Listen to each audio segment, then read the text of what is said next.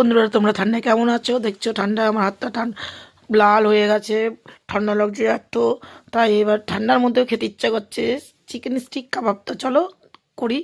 এই যে সাজিয়ে নিয়েছি চিকেন স্টিক কাবাব, এবার ভাজবো। দেখতে পাবো কত করেছি। তো খেতে ইচ্ছা করলো রাত্রিবেলা 11টার সময়। তো এই যে মেখে রেখে দিয়েছি, এবার ভাজবো কড়াইতে। চলো। তো দেখো কত চিকেন সাজিয়ে রেখে দিয়েছি, অনেক করেছি। তো একটা একটা করে কড়াইতে ছাড়বো আর ভাজবো। দেখো এদিকে এই যে ভাজা হচ্ছে। তো দেখো এই যে কি সুন্দর করেছি, দোকানের থেকেও বড় সুন্দর চিকেন। তো দেখো খাবো এখন, মিউনিস দিয়ে খাবো।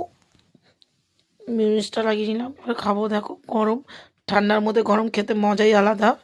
তো কেমন হলো, বা কার কার এরকম খেতে ইচ্ছা করে রাত্রিবেলা ঠান্ডার মধ্যে কষ্ট করে চিকেন কাবাব স্টিক খাওয়ার জন্য?